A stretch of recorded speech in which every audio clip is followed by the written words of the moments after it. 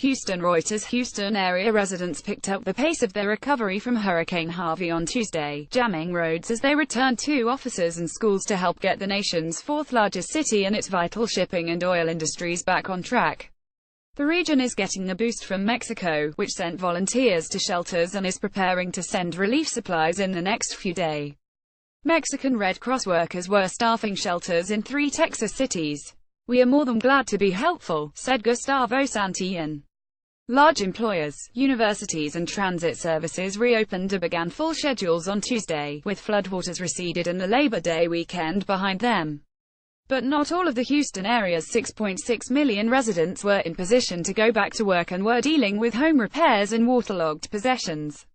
"It feels surreal to be back at work," said Hannah Smith, 31, who spent part of her day putting office furniture moved ahead of the storm back in place. "It is one step in the direction of whatever the new normal is." Harvey tore through Corpus Christi in southern Texas on August 25 before churning up the coast and hitting the Houston area especially hard.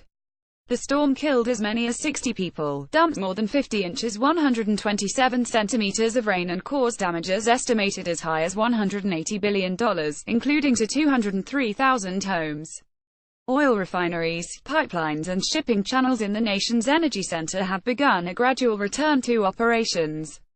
ExxonMobil on Tuesday said its fuel terminals in the Houston area were supplying gasoline and it continues to work on reopening a shuttered Baytown oil refinery. Motiva Enterprises (Motiv), operator of the nation's largest refinery, said it is in the process of restarting operations at its Port Arthur, Texas, plant. Some industry stalwarts were still out of commission though.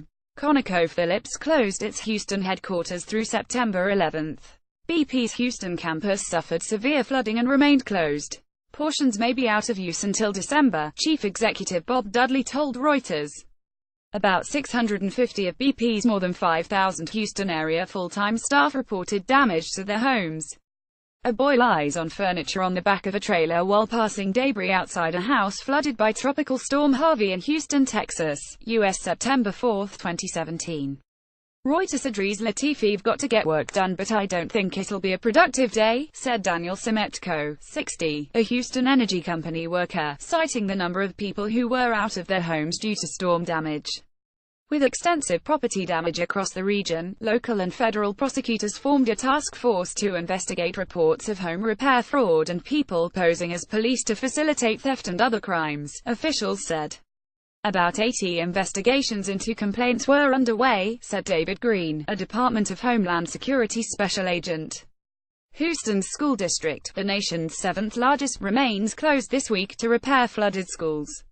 The district has said about 75 of its 275 schools suffered major or extensive flood damage, but other school districts in the area and major universities were open for class.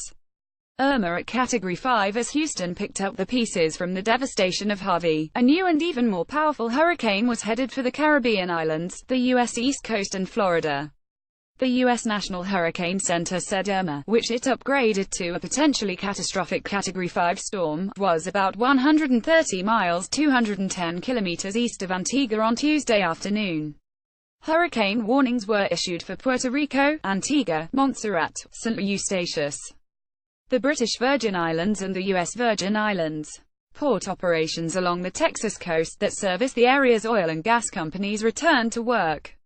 At the last 3 of 28 Texas coast ports still closed to ship traffic, the U.S. Coast Guard said it was monitoring water currents for when shipping might resume.